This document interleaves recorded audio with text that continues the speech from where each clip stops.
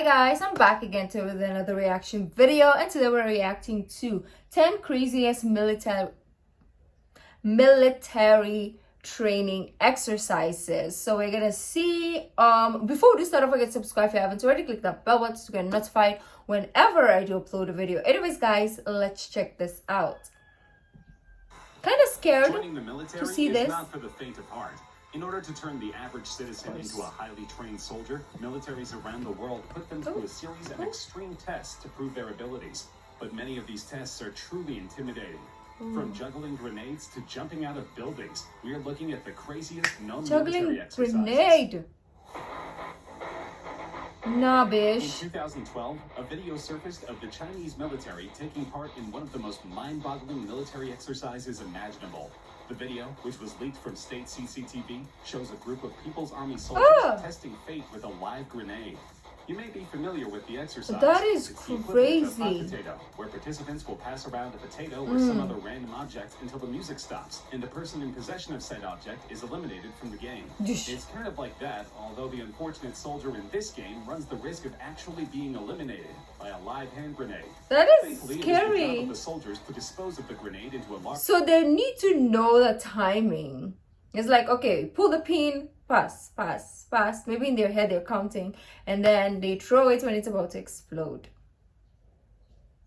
Damn. large hole just before it detonates. One can only imagine that it's the ultimate test of a soldier's ability to cope under pressure.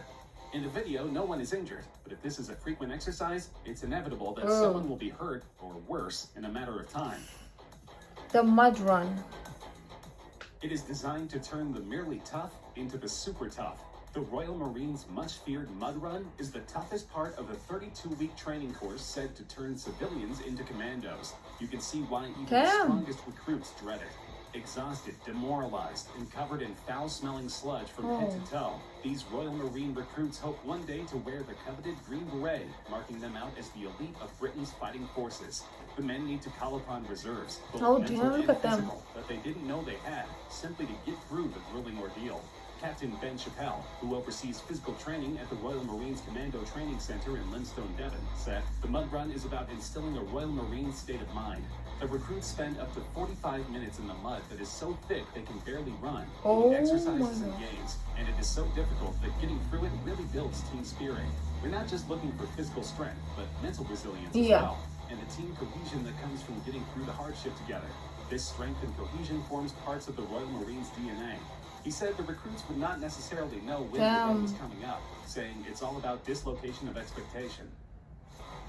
Cold water training. Oh! There was an argument about whether some I'm not people good are with genetically cold. wired to handle colder temperatures, or whether one must build stamina for lower temperatures by training in colder environments. The U.S. Navy SEALs put this to the test. Just looking at them being cold, I'm feeling cold already. So how much more? Like, I love decent weather. I was gonna say cold, but decent weather, not too hot, not too cold. But if it becomes cold, I get super cold easily. Like, you can see my other reaction videos, I'm like with a beanie, blanket, and like 10 million jackets, because, and now it's raining. In a very palpable way. They do this through surf torture, also called cold water conditioning. The water temperatures usually hover around 65 degrees Fahrenheit and never go above 68 I don't know what degrees is Fahrenheit. From there, trainees may be the ordered to do some conversion. calisthenics or run a mile and a half down the beach in their wet clothes and boots. Then they're ordered back into the surf. Many drills also require that teams carry their rubber boots over their heads as they run from one task to another. Even if the water is 90 degrees, your core temperatures will very slowly start to drop from its normal level of 98.6 degrees. The hours-long drill tests the personal resolve of all those involved and proves to superior officers who is most fit for war. Oh my gosh. Shot to the chest. Russian military isn't known for having a gentle touch, so it should come as no surprise that This is their Russia, counterterrorism okay. operations training is really tough. But just They're how really tough crazy. is borderline insane. Russia's Federal Security Service, called the FSB, and successor to the KGB, shoots their agents center mass to give them confidence in a terrorist-controlled situation where bullets might be flying by their heads. The trainees, wearing body armor, absorb a few rounds before firing shots back at the target. In a video, the man in front of the target is Andre, an FSB operator who does... People people make mistakes. We're human, and I'm not trusting you to freaking shoot me while I stand still without flinching. Nah. Nah, nah, nah, nah. Nah, nah, nah, nah. Well, that's why I'm built like this, and they're built differently, because I couldn't. Okay, I couldn't. I wouldn't even pass the entrance exam to the military. I'm just not. Doesn't flinch as three So rounds props zing to by his every head. They are military. forced to stand motionless, and then they wait for someone to casually walk past them, but then suddenly draw a pistol and shoot them repeatedly in the chest. After taking these hits, they are to return fire, and they have to aim just inches away from the attacker's unprotected face. In a Oh my second drill, gosh. the trainee is given multiple cardboard targets to shoot, but while he does so, he is pushed and shoved by trainers who yell in his ear, while guns fire immediately Well, it's adjacent very to his well ears. needed, though. These are all supposed to simulate distractions on the battlefield and enhance the trainee's focus in stressful situations. Okay, that's great. Oh no. COBRA Gold is one of the Indo-Pacific's largest multinational. You know what? I would 100,000,000% take a bullet to the chest than do that, because I have a phobia of snakes. So I'm not coming close to a cobra nor drinking its blood. Never. I would rather get shot without even a vest. Trust me. National exercises. It's also No, the one where Mama US troops Mamacita, I drink can't. COBRA blood. The exercise includes events such as an amphibious assault demonstration, landmine destruction, and a combined arms live fire exercise. But probably the most photographed event is the jungle survival training, during which Thai instructors share with the Americans their knowledge of life-sustaining jungle sources of food and water, plants, insects, and, of course, cobra blood. For instance, some plants can be a good source of water, and there are a lot of different fruits available for consumption. But when those options aren't available, Marines can also eat geckos, crickets, and even scorpions. I thought it was. And of course, there is one of the most iconic aspects of the COBRA Gold jungle survival training: drinking cobra blood. You don't need. Royal Thai Marine instructors show There's the so troops many how other drinking things the to blood from a eat. cobra can help them stay alive if there is no drinkable water, and can also provide essential nutrition. The pictures show the Marines with their heads tilted back and sticking out their tongues as the instructor drips the blood down their throats. I can't react It's to not for this the part. squeamish, I and can't. even some hardened Marines appear to have I'm their trying. eyes tightly shut as they get their taste of the cobra blood. In contrast, others seem keen to have a drink of the blood of the deadly serpent. According to Marines who have taken part in exercises in the past, the cobra blood tastes fishy. Ugh. Ugh. Belarus is not known for its human rights or its progressive politics. Many people consider it to be the last remaining dictatorship in Europe. And of course, to keep the dictatorship in power, the government needs an extremely fearsome military.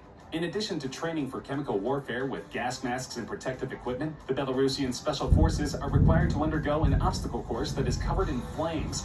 Nicknamed the Fire Walk, this exercise requires the soldiers to complete a 10K run with occasional bits of fire interspersed across the course. Wow. Sometimes they will need to walk through the fire, and other times they need to scale walls covered in flames. Oh. The special forces are undoubtedly an imposing This is the unit. opposite of Belarus's cold. ruling party has been accused of using its special forces to Sorry, assassinate opposition super hot. leaders. Road to heaven. Taiwan's Marine Corps' Road to Heaven is the final stage of a grueling 10-week amphibious training program. In order to become frogmen, candidates must crawl 164 feet Oh, with jagged, no. porous coral rocks in a pair of short.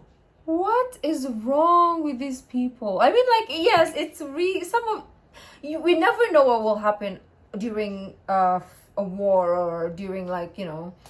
So it's essential to prepare. But this is so freaking brutal.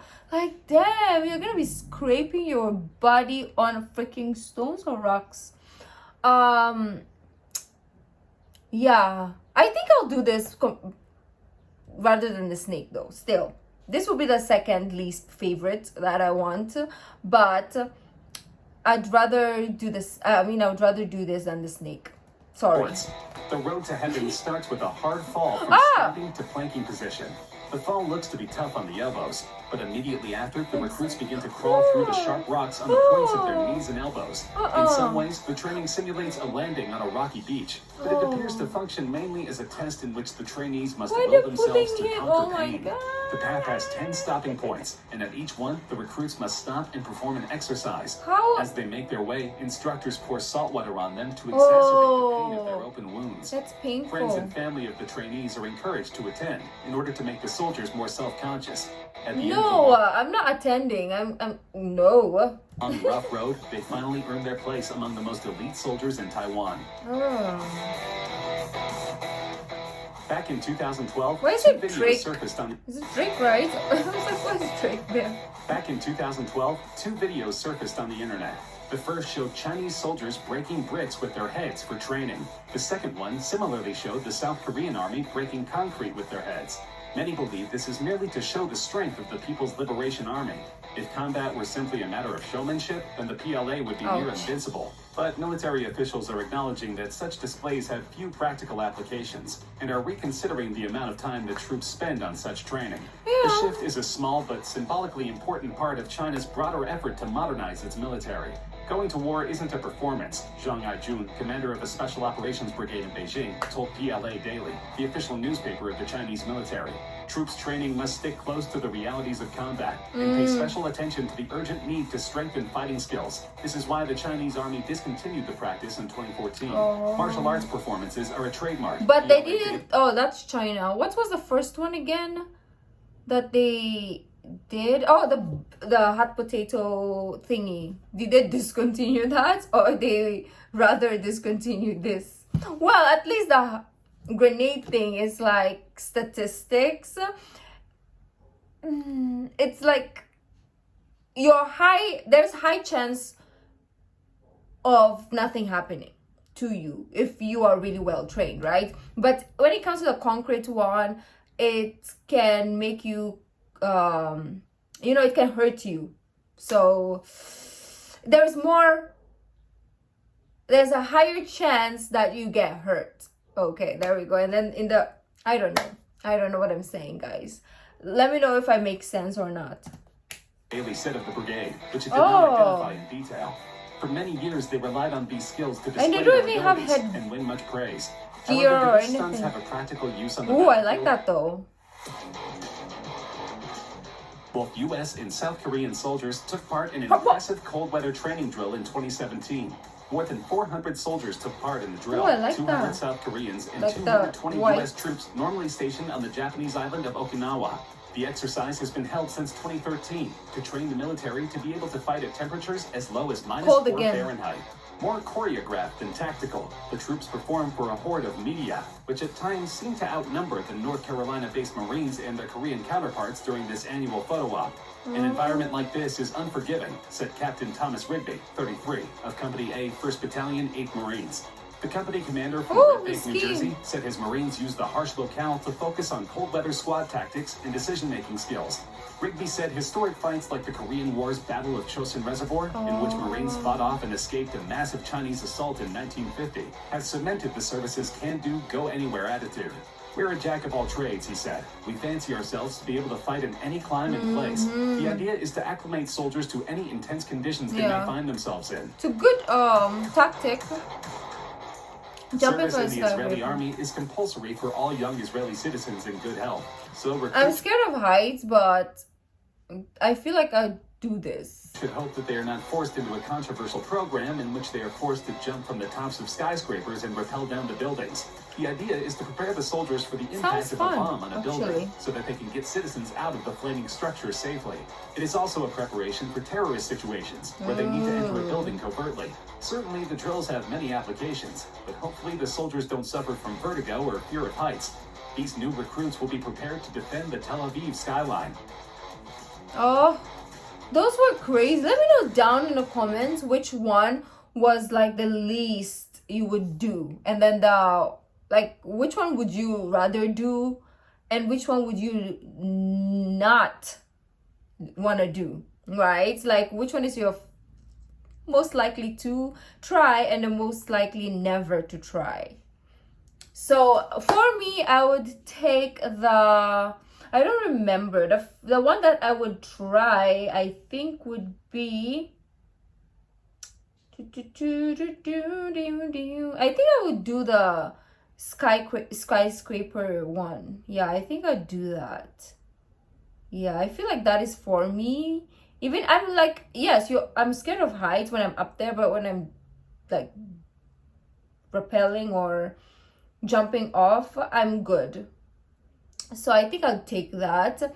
But the least favorite that I will never do, I'd rather die, would be the snake one. I know a lot of people might choose the snake one because it's the easiest for them, but me, nah, bish. But anyways, guys, let me know what you think. If you like this video, don't forget to give this video a thumbs up. Subscribe if you haven't already. Leave in the comment section down below what other videos you'd like me to react to. The original link of this video will be in the description box down below. So it's my social media link. So guys, I'll see you in the next video. Bye.